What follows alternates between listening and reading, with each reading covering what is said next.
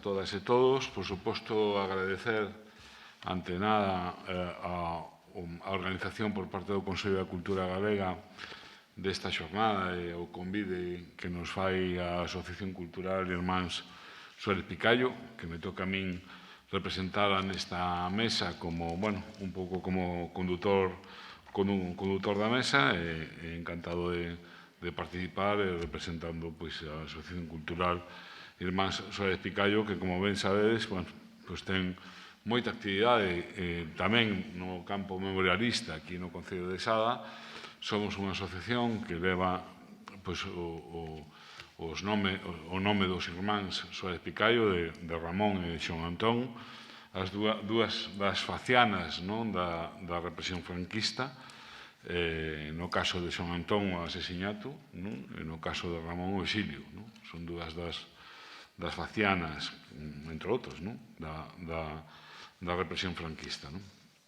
Ben, tócanos agora a mesa sobre espazos de memoria franquista na Galiza. Para ello temos a tres persoas, a mí pasáronme desde o Consello da Cultura Galega os seus currículos, que vos lo resumo. Son tres persoas que, de luxo, para falar desta cuestión. A miña esquerda, Raúl Sotero Vázquez, licenciouse en Xeografía e Historia coa especialidade de Historia Contemporánea na Universidade de Santiago de Compostela. Exerceu como profesor de Xeografía e Historia en ESO e Bacharelato en diferentes centros da Consello de Educación. Colabora como profesor asociado de Didáctica das Ciencias Sociais da Facultade de Ciencias Sociais de Educación da Universidade de Santiago de Compostela. Forma parte da Comisión Técnica do Arquivo da Migración Galega, do Consello da Cultura Galega, do Grupo de Investigación de Historia Política dos Nacionalismos de Hispona, que dirixe o catedrático de Historia que estivo anteriormente presentando a Dionisio, Xosé Manuel Núñez Seixas. Ten publicado varios libros, entre Ourense e América, O Anxo de Montesnal, O son que coñeceu Ramón Camaño, Salceda de Caselas nos tempos da migración a América, e diferentes artigos de investigación. A miña esquerda tamén, Manuel Pérez Lorenzo, que aquí en Sada non precisa de presentación, é dicir, coñecida por todos e por todas, máis para os que vides de fora, é licenciado en Historia pola Universidade de Santiago de Compostela, máster en Formación de Profesora e profesor de Ensino Medio aquí no Instituto de Sada Isaac Díaz Pardo.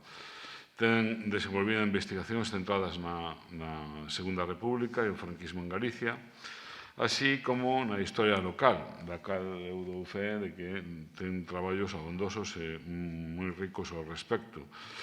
Publicando artigos, ademais, en diversos medios de comunicación, é membro do Grupo de Investigación Hispona, participou en proxectos como Vixiados, Investigación e Vixilancia na Galiza da Guerra Civil, no proxecto que xa se comentou aquí pola mañán de Xeración Perdida, na represión nas provincias da Coruña e Pontevedra. Coordinou os volumes de Ramón Suárez Picallo, Escolma de Textos en Galego, que máis publicou a Asociación Cultural Irmáns Suárez Picallo, A voz esquecida do galeguismo ou A idea na palabra, textos e documentos recuperados de Manuel Lugrís Freire. É coautor, xunto comigo, da obra Meirás, un pazo, un caudiño, un expolio, é membro dos equipos redactores dos informes históricos sobre o Pazo de Meirás, realizados por encargo da Deputación da Coruña, do Parlamento de Galiza, e do informe histórico sobre o proceso de permuta para a poxa da Casa Cornide, da que falou o profesor Emilio Grandío pola mañán. Ten comisariado diferentes exposicións, como algunha de Isaac Díaz Pardo, sobre arquitectura modernista en Sada, sobre Manuel Lugrís Freire, sobre Ricardo Flores, sobre o fotógrafo salense Francisco Valera Pose. Xunto comigo tamén membro da directiva da Asociación Cultural Irmáns Suárez Picallo. E a miña dereita Aldara Cidrás Fuentes, graduado en Historia pola USC, máster en Historia Contemporánea, e actualmente está realizando a súa tesis de doutoramento no Departamento de Historia da Universidade de Santiago de Compostela, dirixido polos profesores Lorenzo Fernández Prieto e Antonio Míguez Macho. Forma parte do grupo de investigación Istagra da Universidade de Santiago de Compostela. Investigora contratada a beiro das axudas ao apoio á etapa produtoral da Xunta de Galiza. No 2019 realizou unha estadía de investigación na Universidade de Princeton, onde tamén foi convidada a impartir unha sesión de Seminario de Estudios Ibéricos na que presentou parte dos resultados das súas investigacións baixo o título A xustiza militar golpista como elemento de unión, propaganda e eliminación durante a Guerra Civil Española. Obtuvo o premio extraordinario fin de máster interuniversitario en Historia Contemporánea e o seu traballo de fin de máster A violencia, as vítimas, os verdugos, a lóxico do terror na cidade de Pontevedra. Foi valorado con matrícula de honra. Durante dito ano, foi tamén beneficiaria dunha bolsa de colaboración do Ministerio de Educación, Cultura e Deporte para desenvolver unha unidade de patrimonio documental e oral contemporáneo, no Fondo da Historia Oral de Galicia, Historga, traballo que continuou cando se abriu ao público Fondo Terra e Memoria 2019. O seu principal liña de investigación centrase na subdirección da violencia entre 1936 e 1939. Ten participado en numerosos congresos internacionais e nacionais, así como publicado en diversas revistas especializadas.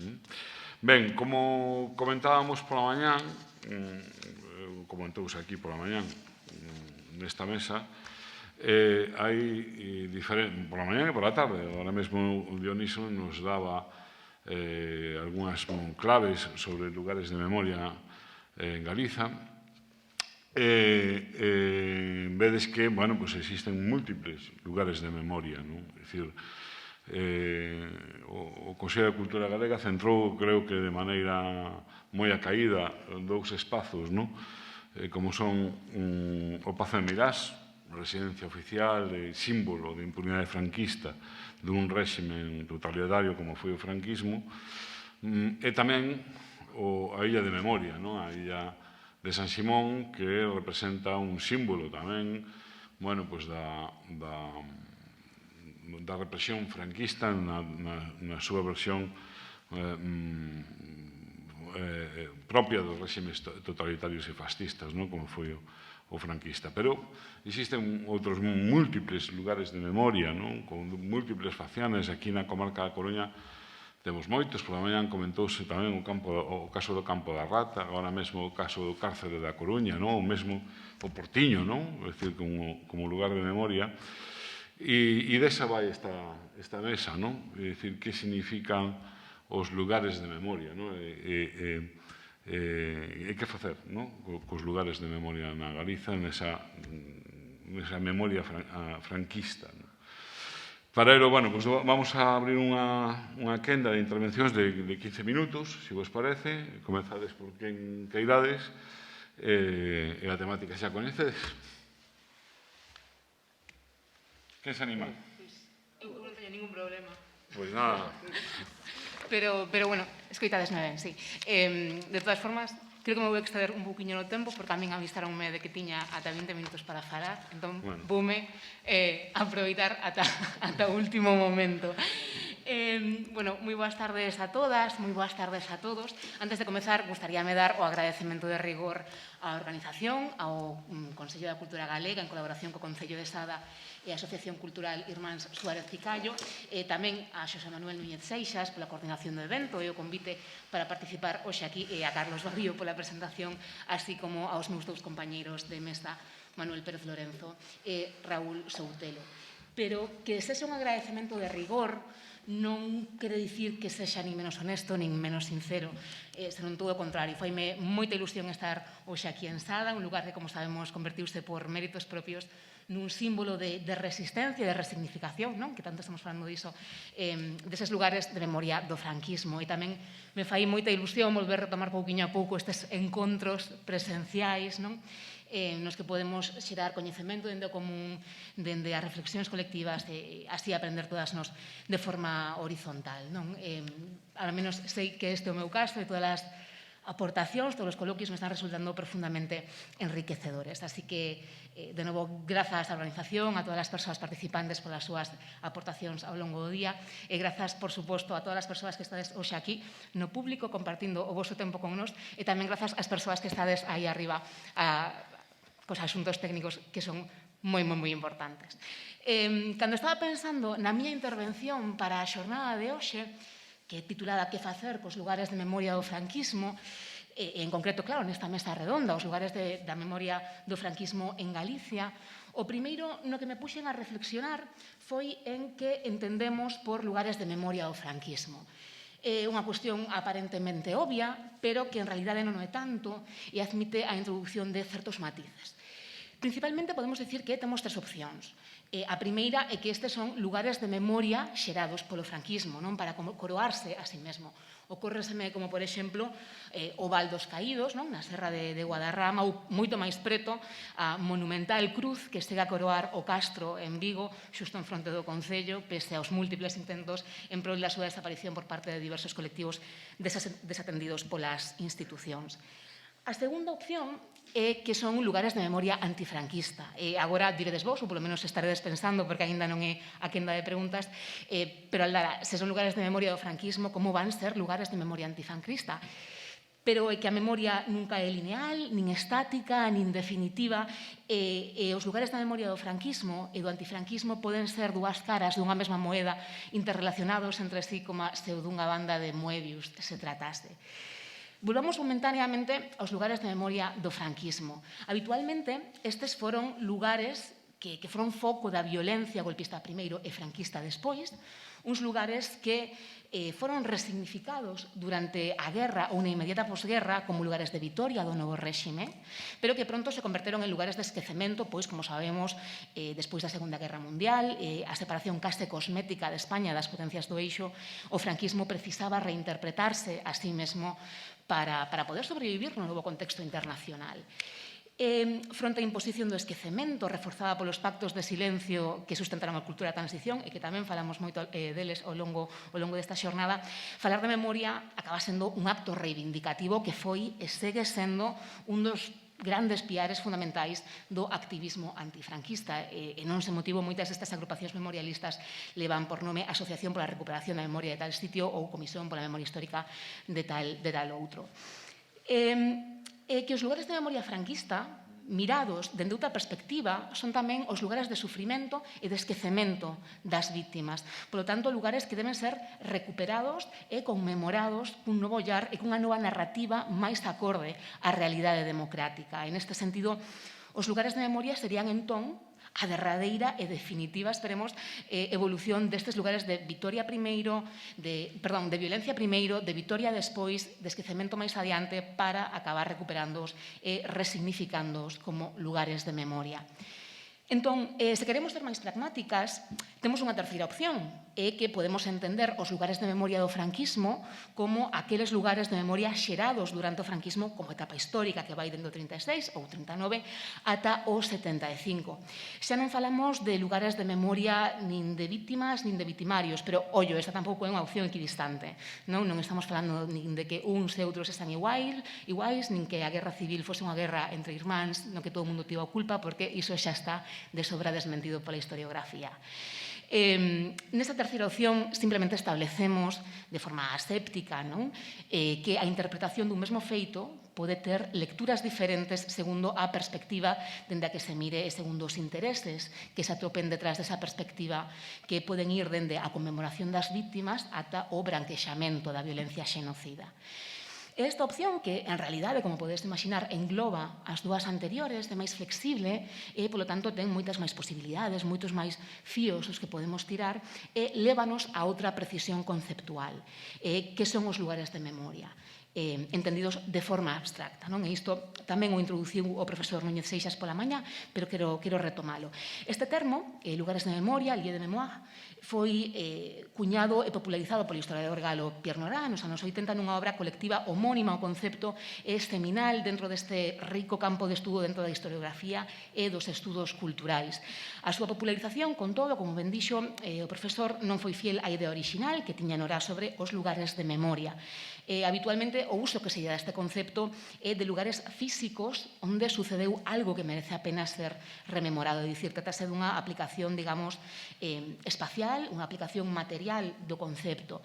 Exemplos moi claros destes lugares de memoria entendidos deste modo para o caso da Guerra Civil Española poderían ser as tapias dos cemiterios onde se fusilaba a poboación civil ou os campos de concentración. Pero, como vos dicía, isto é unha moi pequena parte do que Nora e os seus colaboradores entendían como lugar de memoria e exploraron nesta obra da que estamos falando. Nora define os lugares de memoria como un complexo fenómeno que opera en tres planos, no material, no simbólico e no funcional.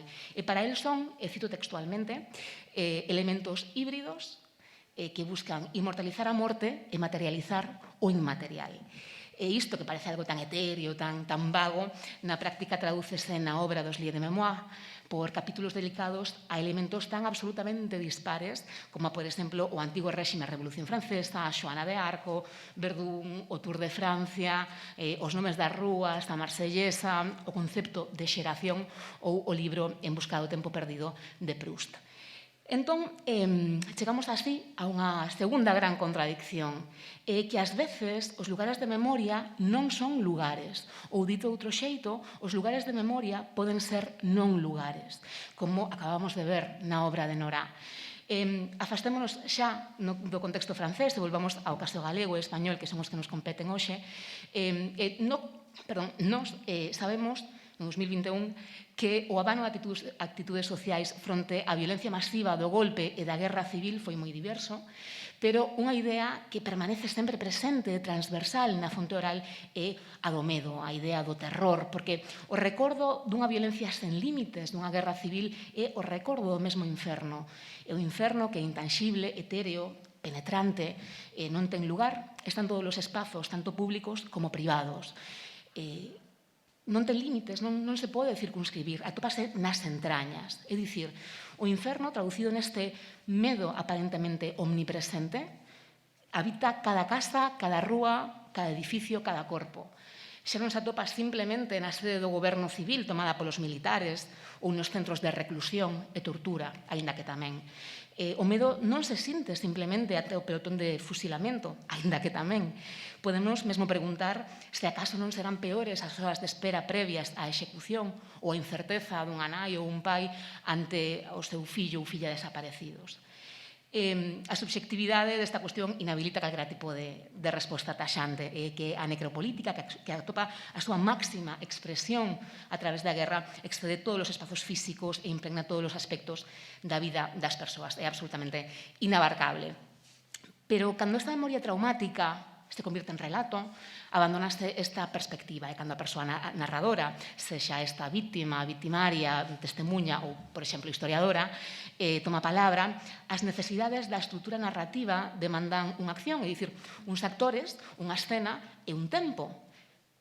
Pero non existe escenario ningún onde se poida representar aos ollos da espectadora o que está sucedendo no interior dos corpos, nas entrañas, nin tampouco posible ver como a violencia afecta a todos os corpos á vez, en tanto que a simultaneidade é absolutamente incompatible coa narratividade. Entón, chegadas a este punto, se aceptamos que a memoria da guerra civil é a memoria dun lugar que non é lugar, porque está en todas partes, podémonos facer un feixe de preguntas, non? Como é posible recoller e expresar esta experiencia de habitar nos infernos?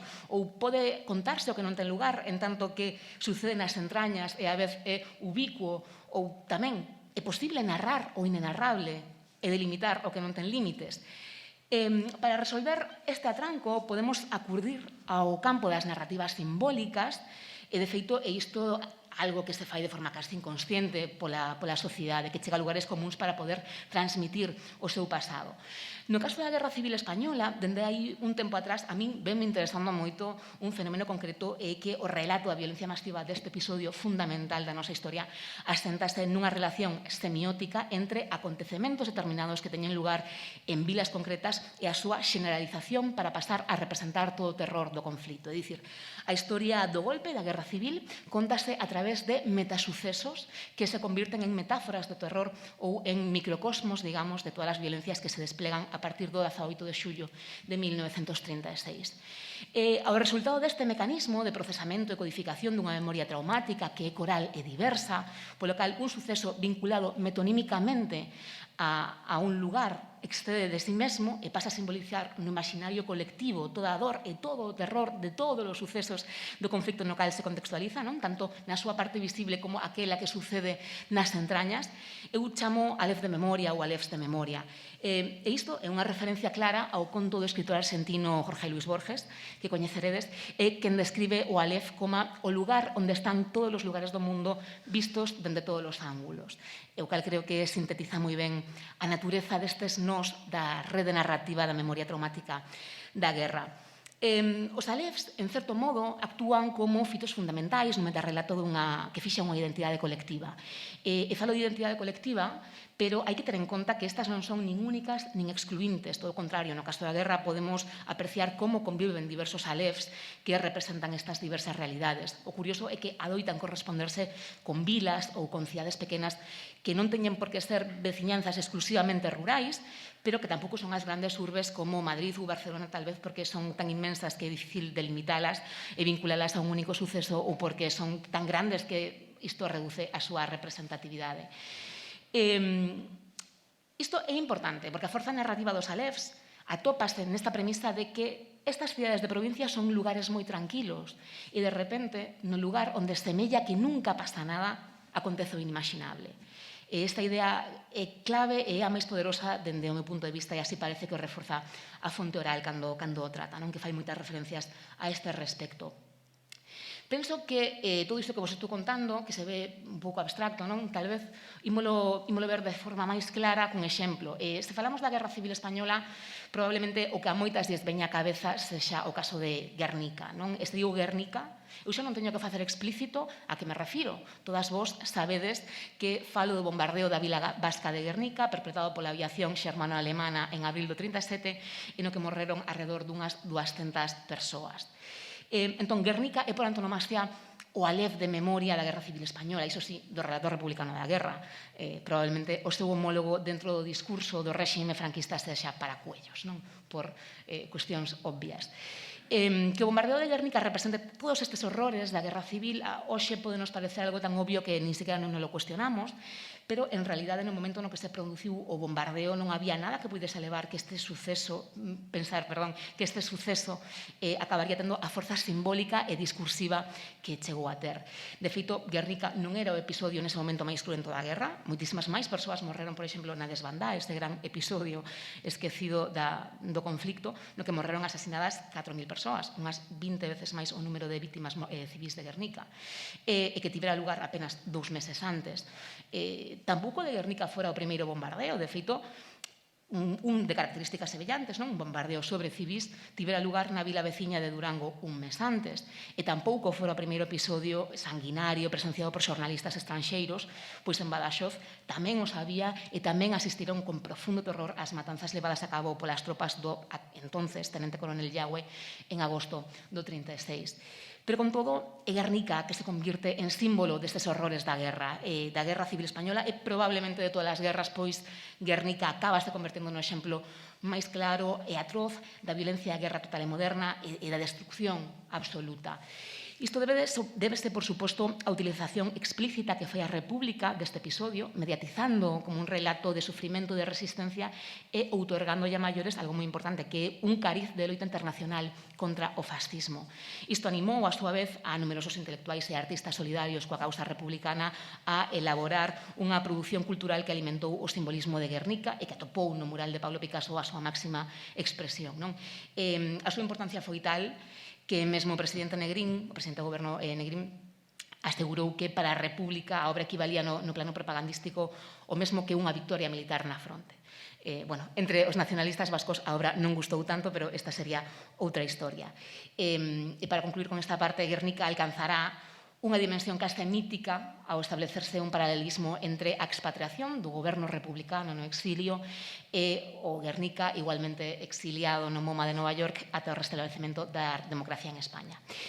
Ora ben, Guernica pode ser o caso máis representativo, pero se asustamos a nosa lente de análise, podemos apreciar como no territorio español existe unha auténtica rede de alefs de memoria, o cal significa, por suposto, que en Galicia tamén os hai, o cal tamén nos permite falar destes lugares de memoria do franquismo que estamos a falar dende unha nova perspectiva que é coido tamén moi necesaria ter en conta. En realidade, tampouco hai un único alef para o caso galego. En diferentes niveis e tamén segundo o territorio poderíamos atopar diversos metasucesos que teñen esa capacidade evocativa e simbólica que actúan como núcleos xeopolíticos do patrimonio invisible da memoria traumática da violencia.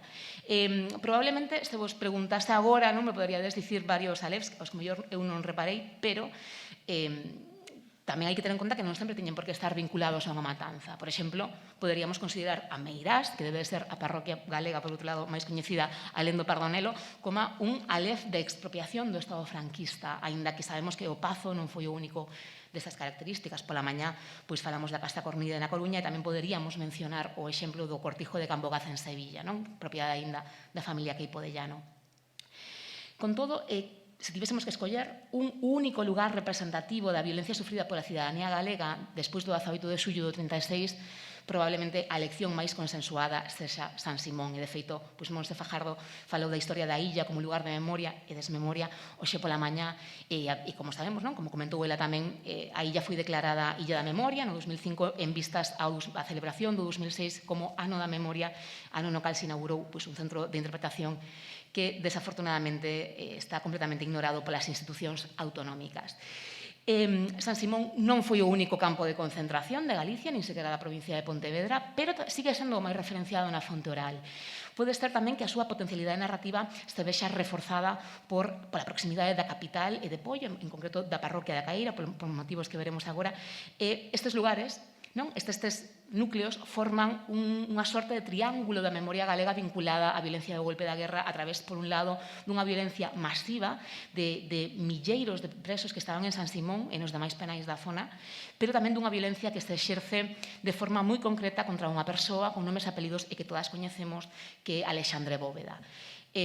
Por suposto, todas aquí somos sabedoras da labor de Bóveda en prol do Estatuto de Autonomía, do galeguismo en xeral, non fai falla introduccións de ningunha clase. Entre o 18 e 21 de xullo, os militares estacionados en Pontevedra e en Marín posicionanse a favor do golpe de Estado e Bóveda e outras persoas significadas da cidade son detidas e pasadas a disposición xudicial. A Bóveda, en concreto, ábreselle unha causa militar que o sentencia o 14 de agosto a pena de morte que será executada na Caíra o día 17. E no xuízo sumarísimo, Bóveda pronuncia na súa defensa unhas palabras que convirten casi inmediatamente nun emblema histórico do nacionalismo galego, pero que se popularizan principalmente grazas á obra Vida, Paixón e Morte de Alexandre Bóveda. Comezan con aquilo de «Mi patria natural es Galicia, la amo fervorosamente, jamás la traicionaría. Si entiende el tribunal que por este amor entrañable debe ser aplicada la pena de muerte, la recibiré como un sacrificio más por ella». Ben, o asasinato de Bóveda pasa a ser un episodio fundamental dentro do nacionalismo que co tempo mesmo conseguirá modular o relato da guerra civil en Galicia, outorgándolle ás vítimas galeguistas unha magnitude que en términos numéricos non chegou a ter. Tal vez porque nos afastamos do campo da historia e nos situamos nunha tradición, como diría Castelao. E é Castelao tamén quen xoga ese papel fundamental na xestión da memoria política, introducindo a figura de Bóveda no imaginario colectivo a través de diferentes formas, sendo a máis relevante de todas elas, de novo, un cadro. E refírome, por suposto, á derradeira leición do mestre. Ao igual que co Guernica de Picasso, nada na imaxe bicromática nos refiro ao lugar no que está sucedendo a escena. Podría ser, por un lado, calquera bombardeo, podería ser calquera fustilado na derradeira leición do mestre, en xeral, podería ser calquera lugar de España ou de Galicia.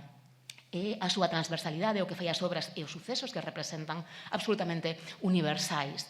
En a derradeira lección do mestre é a mensaxe que se pretende transmitir outorgalle a Bóveda un cariz case cristolóxico en clave nacionalista baixo a idea de que este morrera polo seu amor a Galicia, e todas as galegas e galegos temos que aprender do que Bóveda, ese mestre do que nos fala Castelao, nos ensinara. A súa exemplaridade moral e política convérteno, por suposto, nun santo laico, e o seu asasinato non é un fin, senón un sacrificio necesario para a liberación do pobo galego, pois, como o propio Castelao sentenciaba no seguinte grabado de Galiza Mártir, a derradira dicindo, non eran cadáveres o que enterraban, senón eran sementes.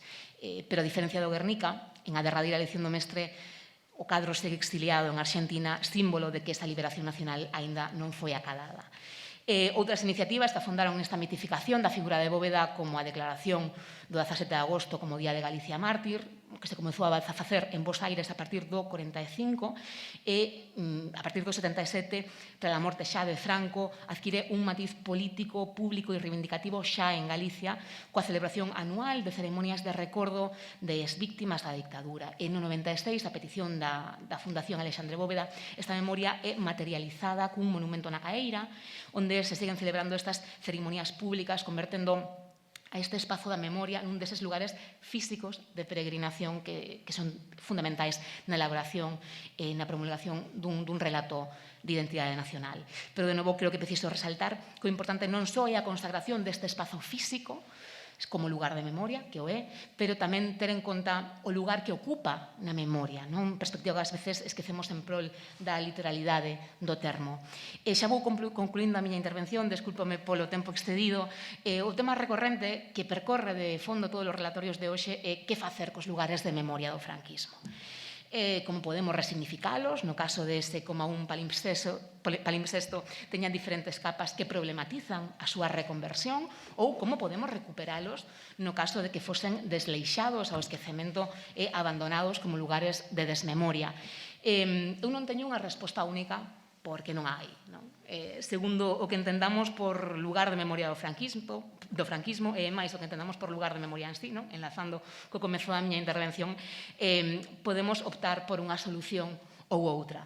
Se esta calcexa é importante ter en consideración a multiplicidade de realidades que conviven cando estamos a falar desta cartografía simbólica e narrativa deste período clave da nosa historia do que seguimos sendo herdeiras moi ao noso pesar. O futuro pasa por unha postura firme e activa das institucións públicas a todos os niveis, que entenda que as demandas da sociedade civil cales son as demandas dos tempos no que vivimos. Non é algo inaudito. Por exemplo, Belchite, eu creo que é un bo exemplo de reconversión de lugar de memoria victimaria en memoria democrática, que ademais aproveitou para explorar as súas posibilidades económicas a través do turismo cultural. E por iso é importante atender aos mecanismos populares de codificación e de transmisión destas memorias traumáticas que os podemos designar como ALEFs, pero coido que o nome é o de menos. O importante é identificalos e entendelos e telos en conta a hora de elaborar políticas de memoria que sexan atentas e empáticas coa realidade para evitar todas esas barrabasadas que vimos pola mañá que sucedían en San Simón, por exemplo, pero sobre todo unhas políticas públicas de memoria que sexan efectivas, que a fin e ao cabo é o máis esencial. Nada máis e moitas grazas.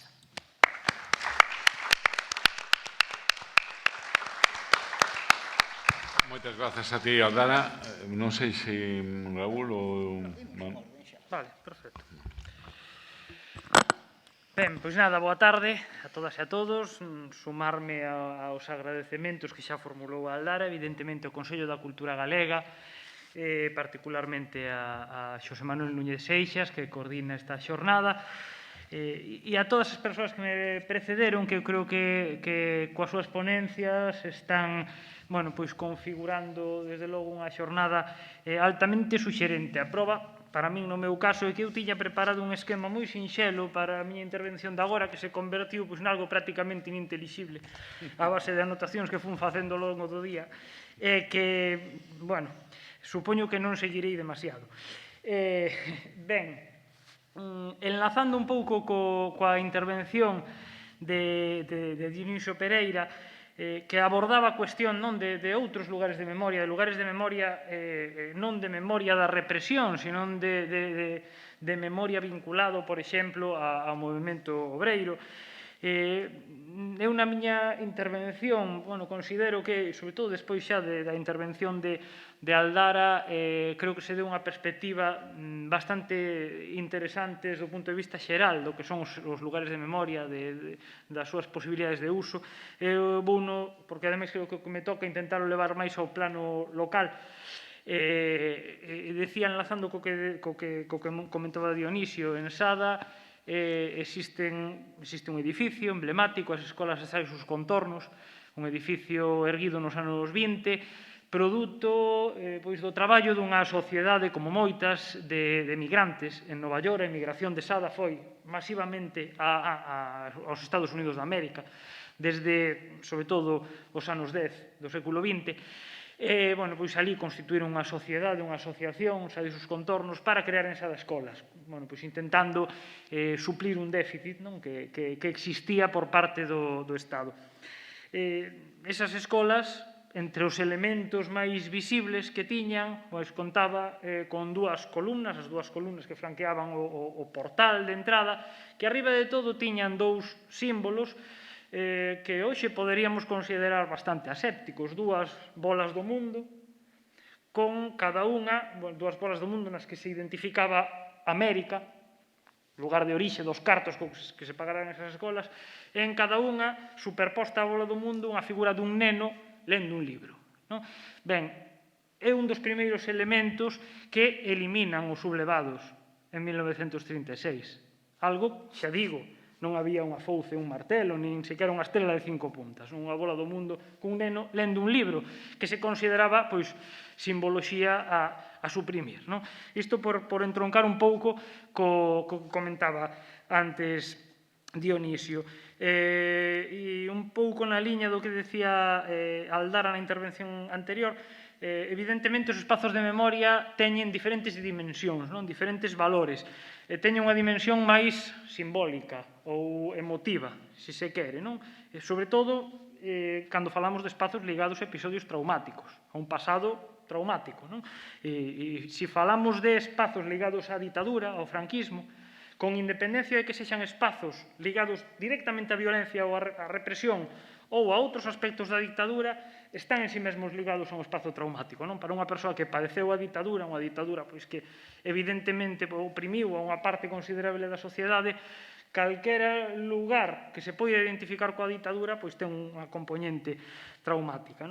Ben, ese valor, esa dimensión máis emotiva esmorece co tempo, por unha cuestión biolóxica. Conforme pasa o tempo e van morrendo as persoas que teñen unha conexión máis directa. E poño exemplos. A Guerra Civil, que é un acontecemento que xa vai quedando relativamente atrás, é relativamente recente, se o comparamos con outros. Había episodios, había espazos que seguramente terían componentes traumáticas na memoria que se perderon. Por exemplo, aqueles ligados á Guerra de Independencia. En Sada, durante a Guerra de Independencia, na praia de Gandarío, non está exactamente en Sada, está en Bergondo, pero está aí ao lado, aparece o cadáver dun rexidor municipal que morreu nun episodio da guerra, nun momento no que chega un destacamento de franceses, piden unha lancha para cruzar a ría, para reunirse con tropas francesas da outra banda que dicimos aquí.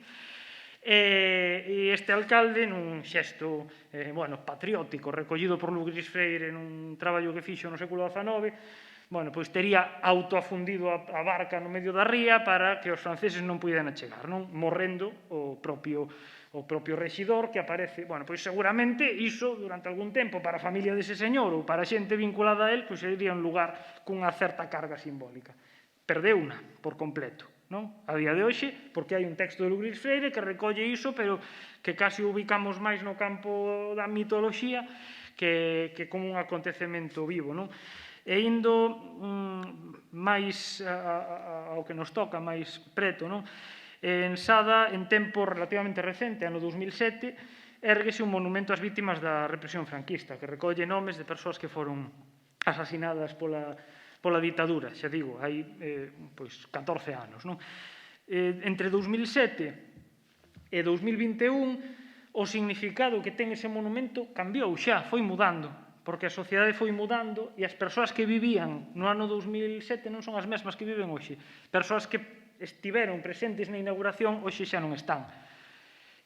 As persoas que forman parte da xeración das víctimas non están, ninguén. Das víctimas de 1936-39, que son as que recolle o monumento. Naquele momento, sí, quedaba unha viúva, por exemplo, dunha persoa que fora asesinada, dun dirixente anarquista.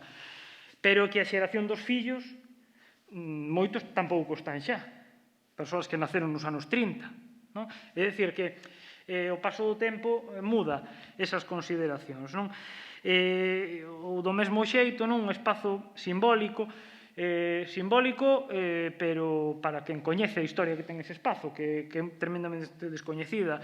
Na rúa principal de saída de Sada en dirección a Coruña hai un solar baleiro, desde hai uns anos, que ocupaba unha casa dos anos 20.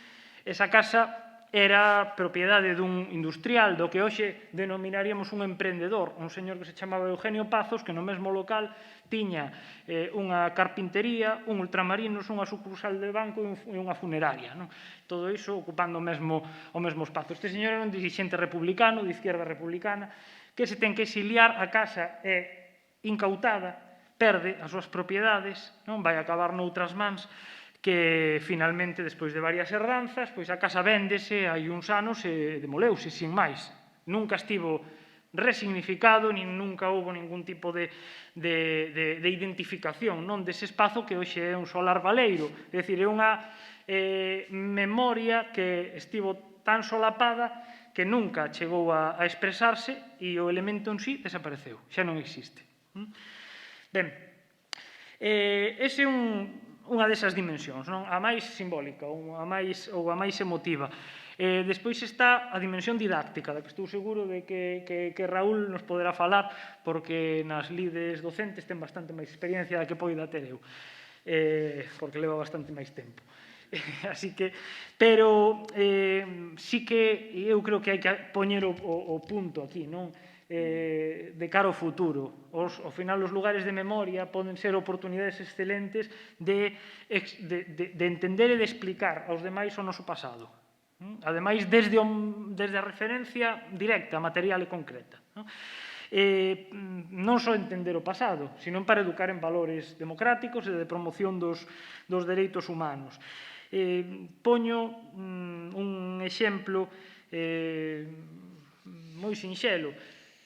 Quen era alcalde de Sada en 1936, cando se produce a sublevación militar, Antonio Fernández Pita, un republicano moderado, figuraba como republicano independente porque estivera integrado na Orga, pero despois non se integra en Izquierda Republicana e, polo tanto, quedan un pouco a marxe.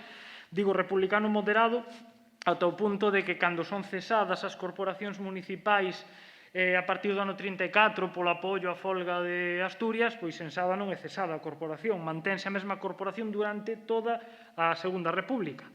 E este señor mantense na alcaldía. Ben, este señor é xulgado nun Consello de Guerra que nesa sorte de xustiza a inversa é condenado por auxilio a la rebelión a pena de morte. Por certo que a Fiscalía solicitaba cadea perpetua e a pena que se lle aplica supera a que solicitaba a Fiscalía, que é pena de morte, e unha sanción económica de 100.000 pesetas, que 100.000 pesetas no ano 1936 pois era unha absoluta fortuna, era imposible que o pudera pagar. É condenado a morte, é encarcerado e finalmente executado. Ben, a casa de Antonio Fernández Pita, que estaba no barrio mariñeiro de Fontán, sigue estando aí. Está no fondo dun caleixón, abandonada, en ruínas, e prácticamente envolta en maleza. Claro, para o meu alumnado no Instituto de Sada era o fondo dun caleixón, sen máis. O meu alumnado pasa por diante de aí, a maior parte, no verán casi todos os días para ir á praia de Morazón. No momento en que lle explicas o que hai detrás desa morea de vegetación nesa casa que está en ruínas, e lles amosas, por exemplo, o documento no que se certifica a entrada en capela coa asignatura de Fernández Pita e a posterior certificación de execución, ese espazo pasa a ter outro significado diferente. Pasa de ser inadvertido a ser algo, de repente, cuidado, mira o que hai aí. Con isto, simplemente chamar a atención acerca do valor do que temos no valor didáctico do que temos moitas veces máis a man, máis na contorna, precisamente porque ten unha persistencia no tempo, porque van a seguir pasando por aí. E igual de outras cousas non se lembran, pero diso sí, non? Entón, sinalar simplemente iso, xa digo, sen afondar moito nesta cuestión, que poderemos facelo en todo caso no debate, pero sobre todo porque entendo que pode facelo Raúl con máis solvencia. Ben, despois, pois, resulta evidente que cada lugar de memoria, ademais de ter unha dimensión simbólica, unha dimensión, uns valores didácticos, pois ten outras en función das súas propias características, do seu contexto. Pode ter, por exemplo, unha dimensión económica. Agora, pois, tampouco entro demasiado no tema do Pazo de Meirás, porque xa se abordou e porque igual despois no debate se pode afondar, pero evidentemente o Pazo de Meirás pode ter e debería ter no futuro tamén unha dimensión económica no sentido de ser un foco dinamizador para a contorna na que está, e como Pazo de Meirás moitos outros. E do mesmo xeito, o Pazo de Meirás, que é un lugar de memoria vinculado ao franquismo, un lugar de memoria con memoria anterior ao franquismo. Memoria vinculada a Emilia Pardo Bazán ou vinculada, como se falou hoxe pola mañán, aos seus descendentes e, por exemplo, as tentativas golpistas de Cavalcanti, que debeu de participar en todos os golpes de Estado que se deron en España mentre el estivo activo no exército. Activo e despois de estar activo tamén. Entón, un espazo que ten unha memoria anterior, pero como hai moitos. En Sada hai un edificio emblemático que está tamén nun estado daquela maneira, que é o Salón Moderno. O Salón Moderno, para xeracións máis próximas á miña, máis coñecido como Baroque, que foi unha discoteca. O Salón Moderno foi a Casa do Concello durante toda a ditadura. Foi un edificio do que emanou a actividade represiva sobre a poboación, e hai episodios ligados á represión directamente relacionados con ese espazo, co primeiro andar dese espazo. Pero nese mesmo edificio, na parte de atrás había un salón de baile, o salón de baile máis icónico de Sada, no que se celebran mítins anarquistas na Segunda República, no que se celebra un mítin no ano 36 da Fronte Popular no que falan Ramón Suárez Picallo e Santiago Casares Quiroga, no que houbo tanta xente, e é un teatro de dimensións enormes, que houbo que poñer altavoces para que a xente pudera seguir o mítin na Praza de San Roque, que está nas súas inmediacións. E, como digo, do mesmo xeito que no primeiro andar era un espazo o espazo dunha institución, como era o Concello, do que emanaba certa actividade represiva, na planta baixa, na parte de atrás, era un salón de baile, que é probablemente o espazo, xunto coa terraza, este edificio modernista, o espazo do que a xente de Sada dunha determinada idade ten mellores recordos, porque ten recordos vinculados co ocio e coa actividades propias da mocidade. E despois, na transición, se convirte en discoteca. E os que somos xa de outra xeración, xa temos outras lembranzas e outras vivencias. Tamén xa vou rematando, como un pouco enlazando con algunha cuestión que comentaba Dionisio, moitas veces a memoria é tremendamente feble e acontecementos importantes que estiveron ligados a un espazo polas circunstancias que sexa acaban desaparecendo da memoria ou acaban, en certa medida quedando tapados, e outras veces non. En Sada, a principal avenida que conecta Sada con Coruña ten a denominación hoxe, pero aprobado xa o seu cambio, de Avenida Pedro Barrié de la Maza. Ben, esa rúa foi dedicada a Pedro Barrié de la Maza moito antes da ditadura, no ano 1920, con motivo da chegada a Sada do tranvía, que unía Sada con Coruña, porque ele era o presidente da compañía de tranvías. Xente que naceu 30, 40 e 50 anos despois de que esa rúa levara o nombre de Pedro Barrié de la Maza, chamáballe a rúa polo nome anterior, por Rúa do Pedregal. E era moito máis común, e sigue sendo máis común escoitar a xente chamarlle Pedregal a esa rúa que Barrié de la Maza.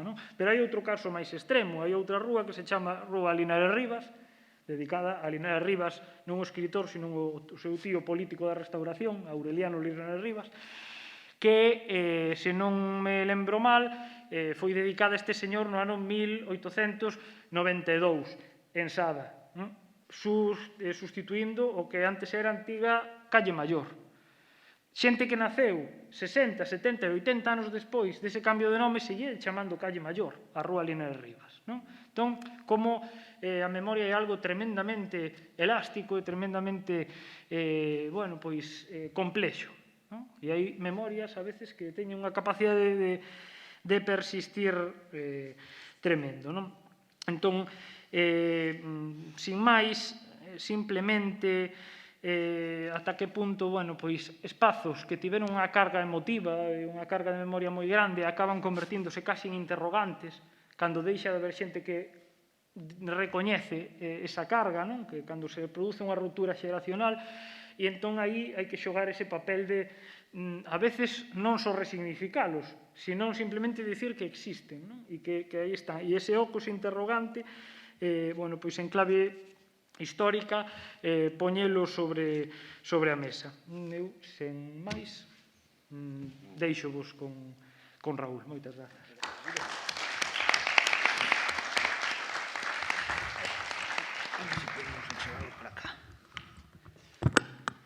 Bueno, boa tarde. Escoitaseme, si. Eu non sei se dar as grazas a Núñez Seixas e demais organizadores, porque que vou dicir eu que non se tiña dito aquí? Nada, de verdade, nada. Ademais, Manuel, que é unha persoa amable, dicía iso de moito tempo no ensino, claro, podes levar moito tempo facendo mal. Co cal, si, non é importante non confundir a experiencia ou as vossas experiencias coa rutina. De feito, fixádesvos como en un minuto nos explicou a súa aplicación de todo isto este ano como docente, non? Entón, pois, a xente nova ten moito que ensinarnos e o que nos toca, os que xa levamos anos dando voltas estas cousas, é empezar a leelos, a aprender e tal. Bueno, cando Núñez me convida a participar nesto, empezo a darlle voltas, e, pois, como tivemos tempo, fun indo dun lado para outro pensando, e entón o que pensei foi, vamos a ver, isto dos lugares de memoria, todo este traballo magnífico do movimento memorialista, de proxectos de investigación, socialmente ten pegada, ten utilidade ou non. No ámbito que a mí me ocupa, non? Como ensinante en ensino secundario, tamén como asociado en Ciencias de Educación, onde ademais participo no máster de formación do profesorado, e tócame dirixir algúns TFMs, podemos utilizar os lugares de memoria, é dicir, podemos utilizar, que tamén dixo xa Manuel, a contorna, o patrimonio cultural, as paisaxes culturais, como que irades, podemos utilizar todo isto como recurso didáctico para unha educación histórica, en termos de Jesús Domínguez, é dicir, para formar a cidadanía democrática do século XXI, se é que queremos eso, e supomos que sí, en valores que partan do respeto á democracia, a unha sociedade inclusiva e nos dereitos humanos. Todo iso podémoslo facer, porque ademais temos recursos de sobra. Claro, temos un problema, e é que se perdeu a memoria dos avós. Eu acabei nisto porque me criei entre a memoria do señor Antonio Roxo ata a médula, que meteuse na legión para que non o fusilaran os fascistas de Moiro, e o señor Pepe falanxista. E o avó do meu mellor amigo tamén fora lexionario, tamén polo mesmo, para escapar de que o mataran. A que me iba a dedicar? Claro, o problema é que os nosos alumnos de hoxe, os seus avós é a xeración de meus pais, educados no franquismo. Se colledes a Enciclopedia Álvarez, por exemplo, é alucinante, porque é revisionismo puro. Todo este discurso revisionista bebe directamente do que se ensinaba nos anos 40, 50. Claro, que temos os ensinantes? Pois temos moito traballo feito. Nomes e voces, xeración perdida, para Ourense os traballos de Xulio Prada, geografía da represión franquista en Galicia, o traballo do grupo Istagra, que é magnífico, ao meu entender, pois este libro, Golpistas e Verdugos, no que hai unha achega de Aldara, por certo. Claro, isto, como docente, pois temos 2 meses de vacacións, estaría ben que leéramos, non? E moita xente está facendo, e, ollo, hai moitos docentes que teñen traballado moitísimo, tanto na investigación como logo levando todo este coñecemento á súa aula ou no movimento memorialista. Temos a Xan, da Comisión para a Recuperación da Memoria Histórica do Barbanza, aquí con nós, que é un bo exemplo e que vos pode contar moito disto. Temos recursos para facer traballo na aula, vale? Temos recursos TIC, ademais, pensado en nomes e voces, en xeración perdida. Hai un documental magnífico, ao meu entender, Flores Tristes, de Teo Abad, porque o podes traballar dende esos lugares da memoria. É dicir, claro, eu este ano non podo levar os nenos ao Confurco, pero podo levar o Confurco a eles. Ou podo coller o documental de Teo Abad ou dicirlle, como non miredes isto en horario extraescolar, é que non probáis uno, porque vai caer no examen. Profe, chorei. Claro que se trata disso, que chores, que te emociones, porque cando te emocionas enganchaste e entón aprendes. Cando te conto eu, eu son moi dado a churmicar. En novembro entrou o director e estábamos churmicando 2 ou 3 na clase, con Juana la Loca. O tipo ainda non entendeu, é de tecnoloxía, e ainda non entendeu por que chorábamos. Claro, traballar isto no Barbanza é unha vantaxe, porque está eso, a Comisión para a Recuperación da Memoria Histórica, hai traballiños como, traballazos, diría eu, como este, da breve historia da columna Sanfins, entón tes o patrimonio e tes investigación sobre ese patrimonio. E tes xente que máis podes levar ao instituto. Por si fora pouco, José Antonio Pérez sacou fai pouco esta unidade didáctica sobre Ribeira, Muros, a Segunda República e a represión, que fai propostas moi axeitadas e que ademais está en formato digital. Problema, isto non o temos para todo o país. Vou vos pasear un pouco. Empezamos por Amoeiro. Este é un lugar patrimonializado polo alcalde que houbo ata o ano pasado, hai 2. Que fai? Agora non me acordo o nome, xa me acordará. É unha persoa fondamente comprometida con todo isto. A pesar de que no seu partido, o PSOE lle din, isto non dá votos. E no momento en que deixa ser el alcalde e se presenta outra persoa que é o alcalde actual, todo isto parase. Porque, claro, estas políticas de memoria non dan votos. Vale? E isto ten un custo político, tanto para o PSOE como para alcaldes do PP, cando se poñen con todo este tipo de accións. O alcalde de Amoeiro colle, onde nós estamos na casa consistorial actual. Xusto enfrente hai este transformador, e o edificio que vedes ao fondo é o colexio Otero Pedrallo, é un CEIP no que me formei eu. Eu non sei se utilizan isto como recurso didáctico ou non. Home, algún libro vencellado coa historia de Amoeiro teño. E a verdade, nunca me chamaron para nada. E iba de bogana, porque eu eduqueime ali en primaria, ainda lles quedei debendo 2 meses de castigos. Eu era un gamberro, polo menos levo eso. Pero, claro, isto funciona. A imaxen que vedes é a do alcalde Castor Sánchez, socialista, claudiado, en agosto do 36, e todo o mundo que vai ao Concello veo. E a xente, a isto deulle voltas, E isto foi incómodo. Pero fixéronse máis cousas en Amoeiro. Claro, que pasa con todo isto? Que é un período traumático, é unha memoria incómoda. Non é unha memoria fundacional, isto non é un castro, non é a Catedral de Santiago, non é un castelo desmochado polos irmandiños.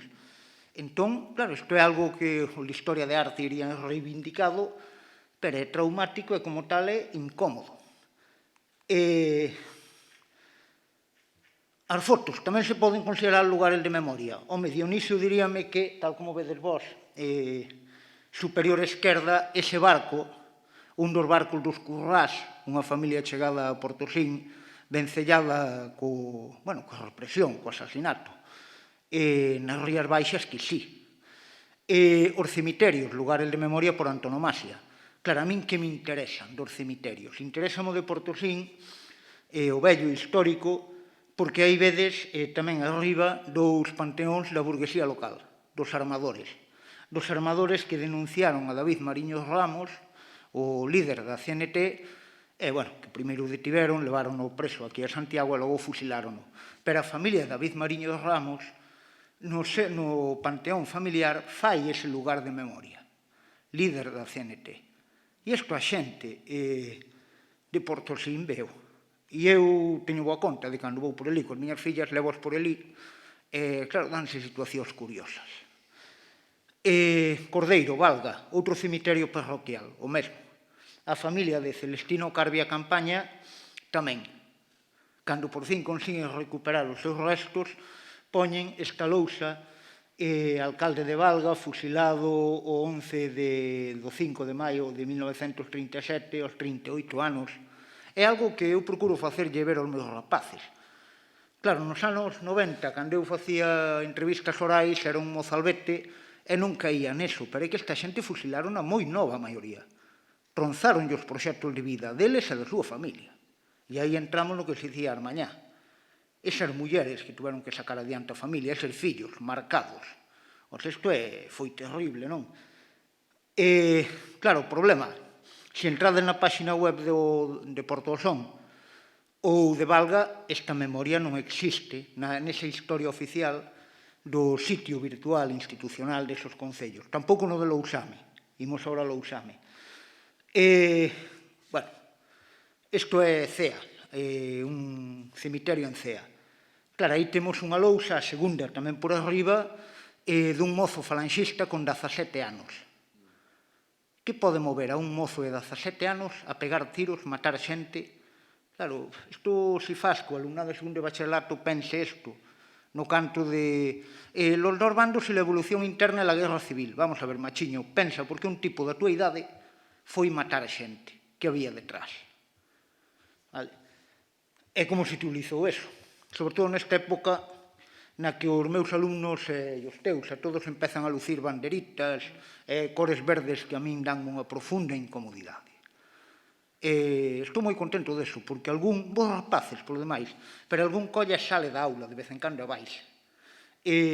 O outro meu mestre, Núñez, foi un diles, pero outro, Jesús de Juana, comentaba que na transición, cando chegou a Ourense, tiña alumnos na universidade, curas e monxas, e de vez en cando íbanse. Salían, non? Porque, claro, non o discurso democrático de Jesús de Juana, eles non o aturaban. Bueno, pois a mí non me parece mal que os meus alumnos se vayan e logo volvan, máis que nada porque despois tamén volven ideolóxicamente e acaban entendendo a burrada e todo este veneno neofarcista que lles están inculcando polas redes sociais. Vamos a Cuntis. Cuntis, ao meu entender, é un magnífico lugar, unha aula aberta para explicar esta memoria confrontada.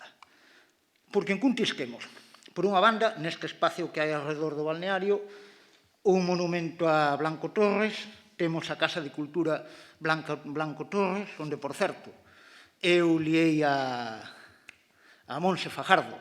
É dicir, mira, ti tes un directo impresionante, tes que dedicar a dar charlas nos institutos, entre outras cousas. Pois foi ali onde nos coñecemos, en Gadilleina, e, bueno, pois, para mí foi unha pasada escoitala ali tamén.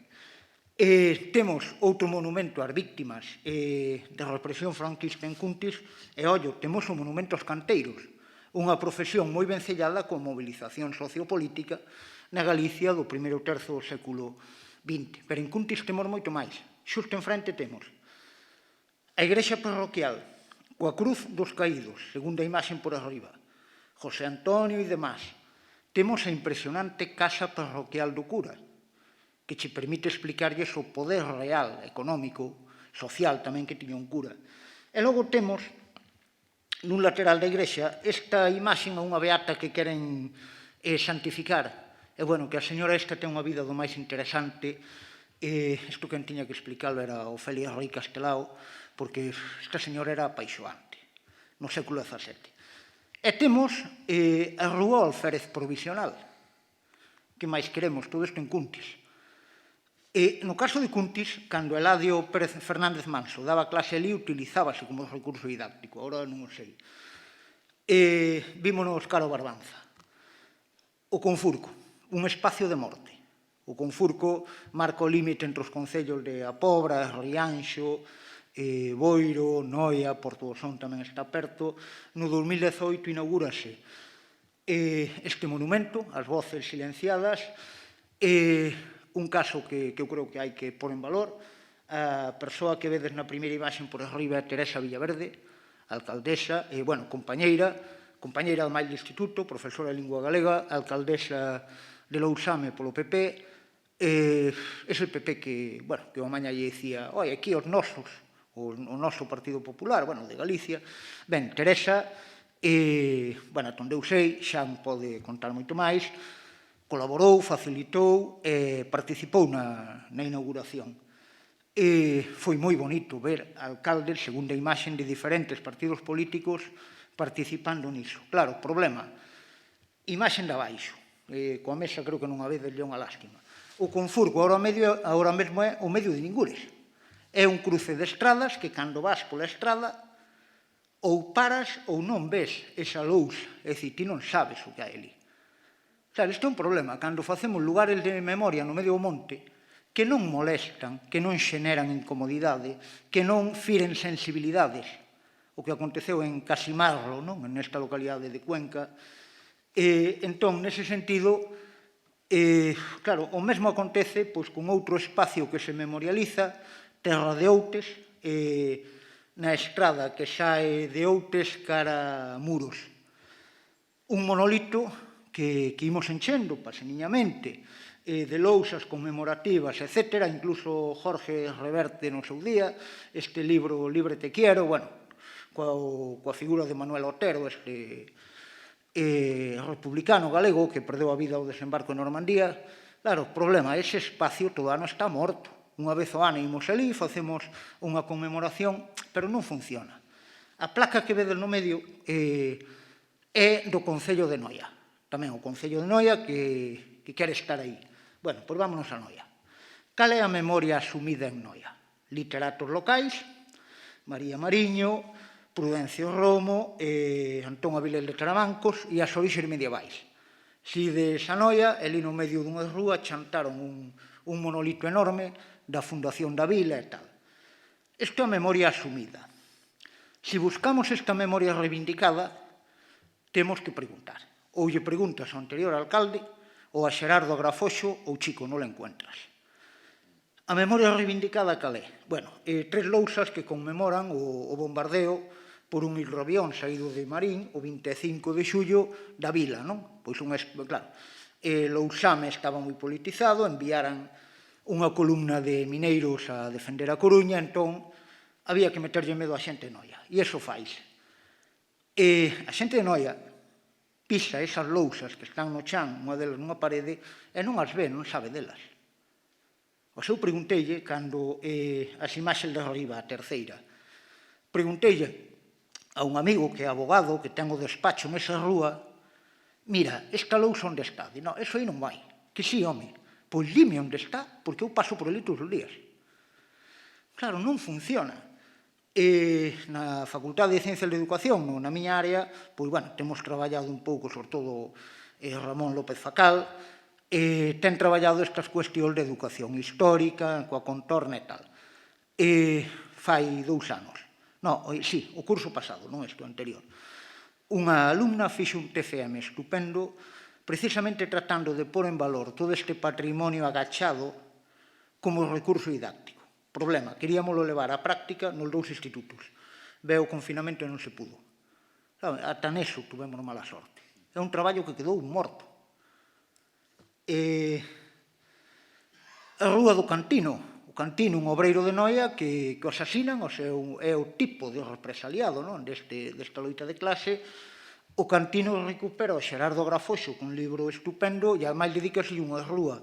É unha rúa sen saída, pequena, vamos supor que foi casualidade. Claro, o problema é que eu paso por ali a miúdo e ninguén mira para a placa. No meu instituto, tamén por iniciativa dun compañeiro de José Maneiro, estamos tratando de aplicar todo isto nas programacións didácticas. Vamos a outra parte de Noia, San Lázaro. Nese parque ponse un monolito a Bríxida Quintáns. Hai consenso político. Claro, o problema, aí no medio do parque tampouco funciona moi ben. Mellor había que buscar un espacio onde te deas de narices con iso, igual que te das co famoso monolito da fundación da vila na Idade Media. Imos a Moiro. Que fai este alcalde da Moiro que, bueno, xa me acordará o nome, xa me vale, perdón. Primeiro, recupera e dignifica a Comisión Republicana, a Corporación Republicana, e consigue o consenso político. Como fai? Porque ao mesmo tempo recupera tamén a memoria da primeira corporación da transición á democracia.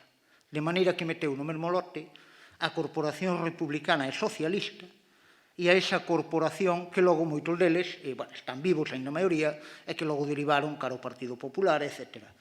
Encárgalle a Xulio Prada unha biografía de Castor Sánchez e patrimonializa ese espacio entre o colexio e o concello, pero fai máis cousas. Procura recuperar os restos de Castor Sánchez e de outro veciño que asasinaron os fascistas de Moiro en Beade. Isto, desgraciadamente, non se conseguiu. Fai 2 anos escavouse o lugar onde supostamente estaba no cemiterio de Beade. Non se conseguiu, pero fai máis cousas. Os lavadoiros. Hai unha chea de lavadoiros, a xente di que nunca funcionaron, pero hai unha chea de lavadoiros neste concello, é un concello pequeno, pero hai moitos, co símbolo de falanxe. Escolle non os que estén abandonados, sino aqueles que siguen funcionando ou que están en poboacións. E entón resignificaos con estas placas. Estas imaxes pertencen á propaganda dunha dictadura que ocupou cos seus símbolos os espazos públicos máis emblemáticos. Permanecen aquí como denuncia histórica daquele réximen opresor.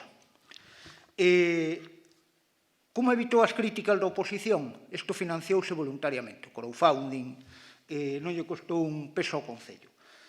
5 minutiños e deixámoslo aquí. Este alcalde conseguiu liarme para que volvera sobre a entrevista peor feita da historia de todas as entrevistas, de Istorga, Nomes a Voces, o que queirades. Estes 2 homes que tendes aquí empeñáronse en matarse un outro. Pois isto foi unha rifa de galos. 2 mozos novos nesta cultura da violencia, con armas, propio da época, un deles con certa militancia obreirista e outro unha persoa casada, con fillos, cunha vida tranquila, ata que lle salta o chip asasino e decide empezar a matar a xente. Eu no seu día entrevistar a Ángel de Monte Asnal, máis ben que entrevistalo, puxenlle a gravadora e a condición que me puxo eu contecho, por ser o neto de quen era e porque iba da parte do señor Antonio, do meu veciño, pero temos que beber. E o temos que beber foi que puxo unha botella de coñac e fomos bebendo. É que non lle preguntei nada. Que lle iba a preguntar se estaba peneque? Claro, de verdade, se colledes entrevistas para este tipo é tonto. Sobrevivín para contalo e cheguei a casa nun vespino, que foi bo. Cando volvo sobre a entrevista, claro, o señor Xamo Herrera pasaron moitos anos, póñome co libro, o alcalde que non me deixa en paz, que tens que facelo, e nunha desas decido ir ao lugar, decido ir. Para mí isto foi alucinante. Decido ir a Saceda, fixadevos na imaxe do medio. A Saceda é a aldea onde Ángel tiña a moza, pero é a aldea onde vivía Antonio Ferreira, o portugués que estaba matando xente, violando mozas, estragando familias. E o tipo decide ir ali. Claro, un dos 2 non podía sair vivo. E, efectivamente, un dos 2 non saiu vivo. O portugués vivía a 50 metros escasos da casa da moza de Ángel, que, por certo, saliu perdendo, porque acabou emigrando para a Argentina, a súa vida tamén quedou truncada. Non vos vou dicir cale. Isto é a casa que compra Ángel despois de marchar a Venezuela, o sea, cumpliu o presidio político, estuvo varios anos en traballos forzados, marcha a Venezuela, cando volve nos 50 compra esta casa. Con todo isto poderíamos facer un roteiro de memoria. Con isto máis os tobos, porque conseguimos atopar os tobos. Isto foi un dos días máis bonitos da miña trayectoria como investigador. O señoriño, o señor que vedes arriba, que coñeceu a Ángel, que estuvo con il, levounos aos tobos. Ángel Iglesias era un tipo miúdo, máis miúdo que a min, sacádeme 15 kilos. Pero que alguén se metera aí, se vedes os ocos, era enterrarse en vida, literalmente. E estivo aí, claro, coas consecuencias que isto tiña para a saúde destas persoas. E, estes 2 mozos axudaron un montón no tramo final da investigación. Voume saltar o de que facer a nivel didáctico, logo, se queredes, falamos desto, das dramatizacións, dos recursos ás TIC. Beneso, a aldea de Beneso en Portosín. Fixadevos na fonte, Ayuntamiento del Son, 1931. piden a veciñanza, isto hai 2 ou 3 anos, a veciñanza pide ao alcalde, a corporación municipal, que limpen a fonte. E, efectivamente, limpan a fonte. E xa de paso, o de 1931, alguén se lle debeu ocurrir que eso non podía ser nada bo. Entón deciden que, mellor deixádelo solo no de Ayuntamiento del Son. Amigo, como se puxeron as mulleres da aldea? No, eso fixo Jesús Mariño. Naquel momento eu non sabía ainda quen era Jesús Mariño. Pero vin a Helena moi cabreada. E cando a Helena se cabrea, é que algo grave está pasando. E oínlle a Helena que decía: Jesús Mariño é noso, é da aldea. Xa, amigo, déixame preguntarlle a señora Helena quen era Jesús Mariño.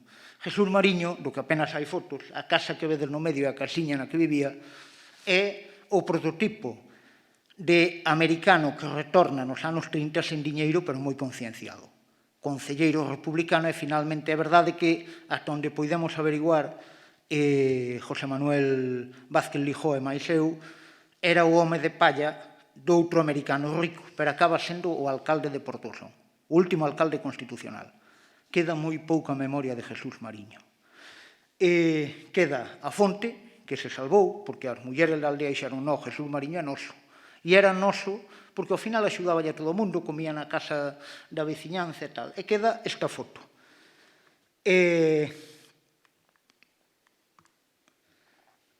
as mulleres, claro, isto levanos ás fotos. Non sei se se pode considerar lugar de memoria ou non, se leemos a Pierre Nora, esas mulleres que sufriron o indecible.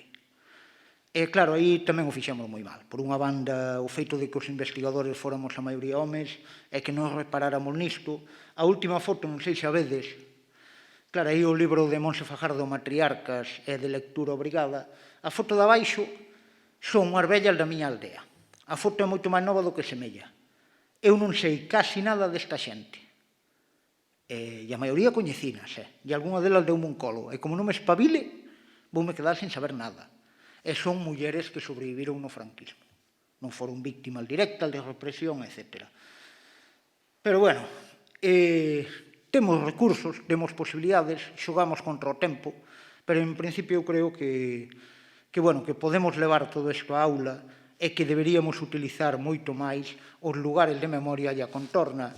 E o bonito de todo isto, a mí o que me anima moito é ver que a xente nova que o están facendo magníficamente ben e que aprendemos moito lendo. Por iso, para mí, unha sorte estar aquí con esta xente. Moitas grazas.